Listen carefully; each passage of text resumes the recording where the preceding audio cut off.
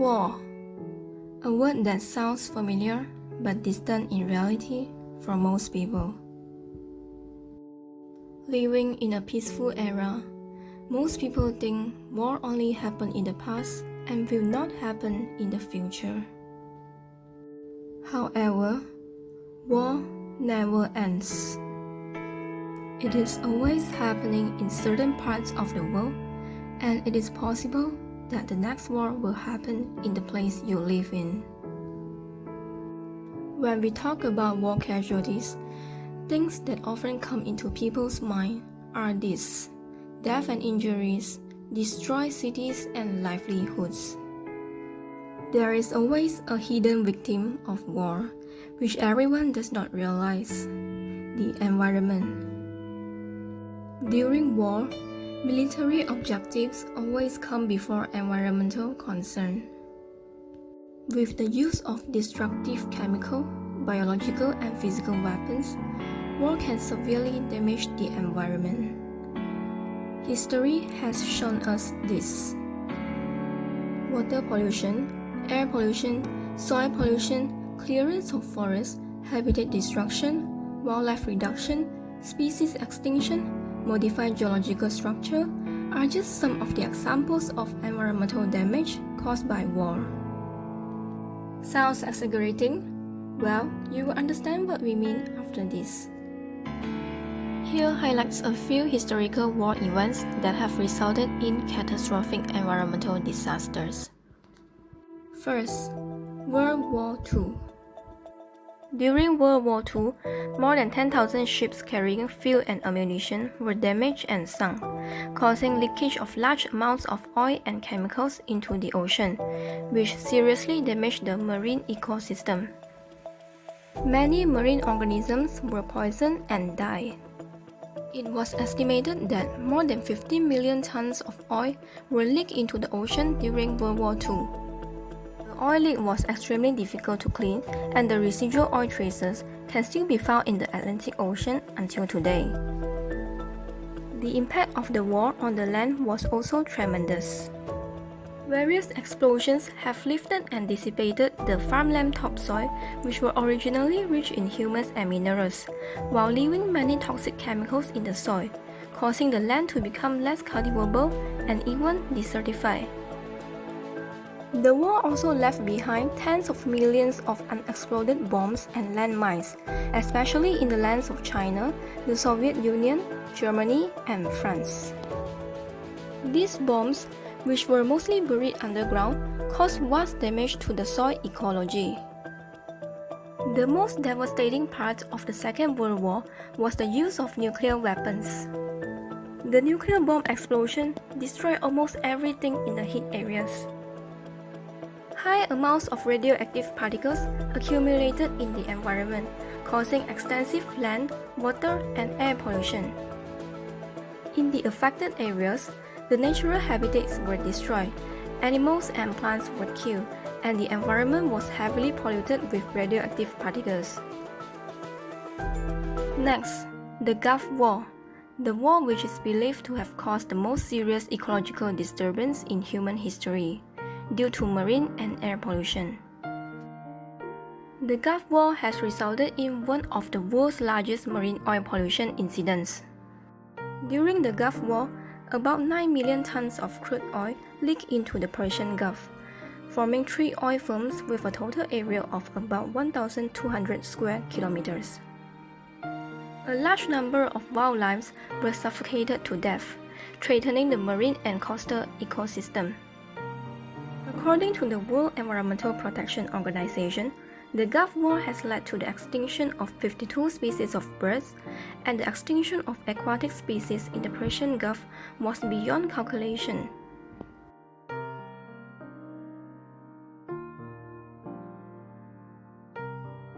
Apart from marine pollution, the Gulf War also caused catastrophic air pollution that affected the entire region. It happened when the Iraqi troops set more than 700 of oil wells on fire. The burning of oil wells, along with the smoke from war, has released dangerous air pollutants such as carbon black particles, sulfur dioxide, nitric acid, hydrogen sulfide, carbon monoxide, cancer-causing hydrocarbons, and a highly toxic mixture of dioxins into the atmosphere. It was estimated that 675,000 tons of soot were emitted each month. The massive amount of air pollutants deposited in the Gulf region, leading to acid rain and causing severe damage to plants, crops, and the wildlife in the Gulf region. The neighboring regions were also impacted as the air pollution affected the Asian monsoon, causing droughts in India and Southeast Asia. The ashes from the Gulf oil well burning were even found in the snow samples of Mount Everest and Antarctica after a few years, showing how widespread the air pollution was. Another war worth mentioning is the Vietnam War, in which the US military carried out deliberate environmental destruction on an unprecedented scale. During the Vietnam War, the US military carried out large-scale defoliation to destroy vegetation and crops. They carried out extensive carpet bombing and sprayed massive amounts of chemical defoliants such as Agent Orange and napalm over vegetation, which stripped away vast areas of vegetation in central and south Vietnam. According to estimation, the war had destroyed 20% of forests and nearly 50% of mangroves in Vietnam. The destruction of forests has also been proven irreversible. The destruction of natural habitat threatened the survival of wildlife. Many species of vegetation and also the animals were greatly reduced and some went extinct. Moreover, the dioxin, a highly toxic compound in Agent Orange, accumulated in soil and water, poisoning human and wildlife and making the land barren. Until today, dioxins still remain in the water and soil in heavily polluted areas, continuing to poison the food chain and prevent the growth of plants and crops. Next is the Cold War. During the Cold War, the Soviet Union detonated the most powerful nuclear bomb in human history, called Big Ivan, in the Arctic Circle. The explosion swept out a big circle, hundreds of kilometers in radius and 2 meters deep in the permafrost, and the animals and plants around it were greatly affected. The land is still polluted by nuclear radiation after 50 years, and the environment has not fully recovered. Environmental impacts is the Kosovo War. During the Kosovo War, the United States and the North Atlantic Treaty Organization (NATO) dropped bombs with a total yield of 500,000 tons on Yugoslavia, causing severe damage to the local geological structure and triggering the multiple earthquakes. From the painful past, we learned that war is extremely detrimental to the environment and the impacts are long-lasting. Some of the impacts still remain after a few decades. Human beings have been waging war and destroying the environment for a long time. Just because it has been going on for a long time and become an unquestioned habit, does that mean it should be allowed to continue? Satellite images show large swaths of eastern and southern Ukraine are currently engulfed in wildfire, sparked by explosion and made worse by the fact that emergency service, forest management workers and the army are unable to get to them. The smoke from the fires is polluting the air. Ukraine's fertile soil is becoming contaminated with heavy metals and other potentially poisonous substances leaking from missiles, military equipment, and spent ammunition. Spilled fuel is polluting groundwaters and ecosystems are being harmed by tanks and other heavy technology. All of this is damage that will be felt for decades after the war ends. Most people may not see nature as a priority, at least not right now, when Ukraine's future is at stake, and people are dying every day amid the conflict. While the world's eyes are focused on the human suffering brought about by Russia's invasion, environmental experts in Ukraine are keeping a close record of environmental damage it has caused, to try to repair it as soon as possible, and in hopes of extracting reparations. Following the advancement in producing more destructive weapons, the destruction of war to the environment is expected to be even greater in the future. Therefore, we should make our greatest effort to prevent war and its environmental impacts in the future. Here are a few ways. First, arms control, which is by limiting the possession, development, production, and use of certain weapons through international agreement. These help to decrease the likelihood of war and limit its destructiveness when war occurs. Arm control efforts have been useful in limiting the nuclear arms race between the United States and the Soviet Union during the Cold War. A more recent arms control effort was that following the breakup of Soviet Union, Russia drastically reduced its nuclear and conventional armed forces through the unilateral agreements with United States. Second, regional integration and collective security. Regional cooperation promotes cooperation in economic, social, and political efforts between neighboring countries in the region. An example is the European Union.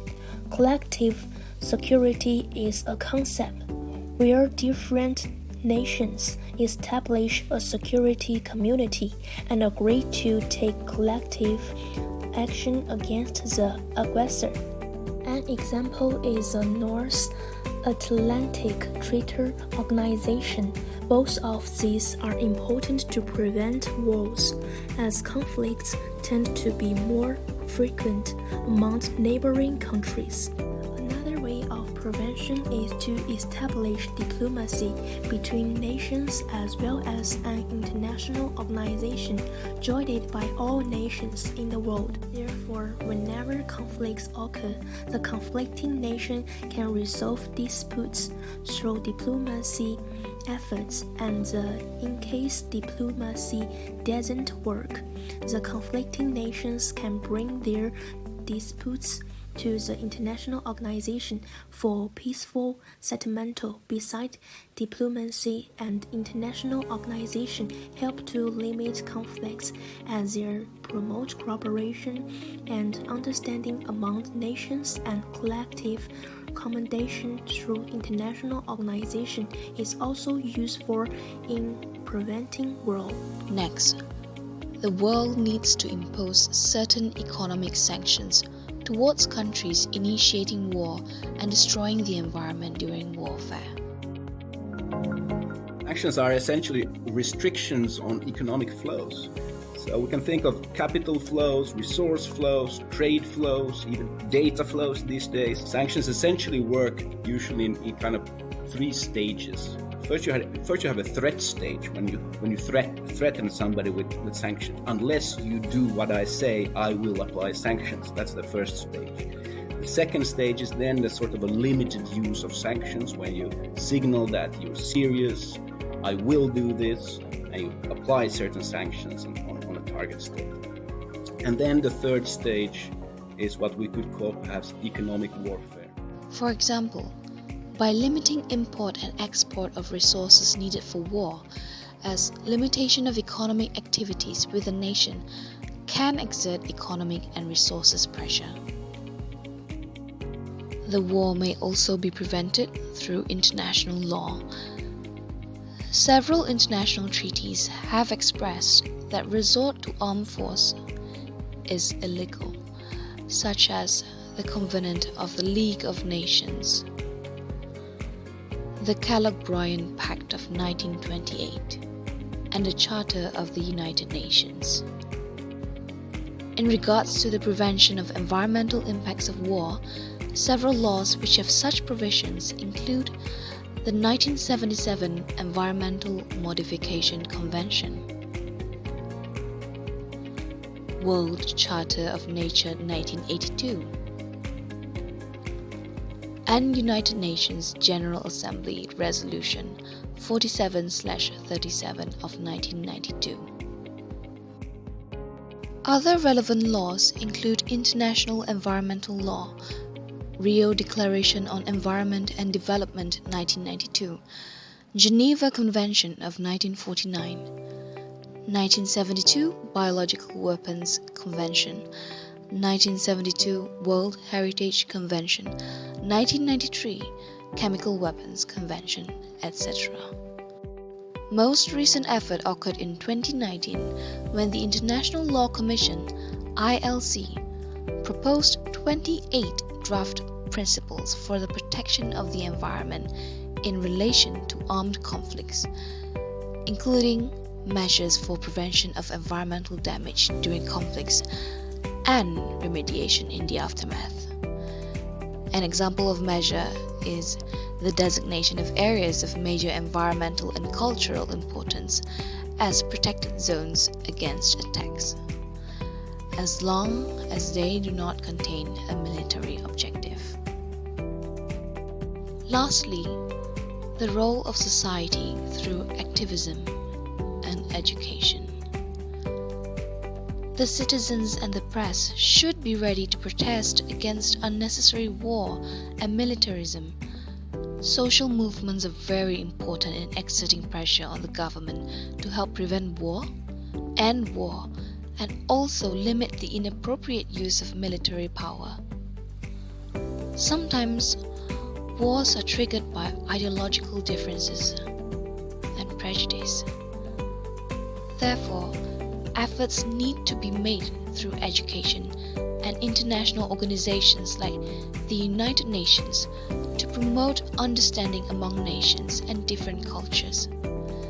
People should be educated from a younger age to respect ideological differences and not be prejudiced toward people who hold different religions and ideologies or have different ethnic backgrounds. Prejudice generally declines with increased education. So, after understanding the environmental impacts of war and the possible ways of prevention, it's time for us to rethink the necessity of war and to play our part in war prevention.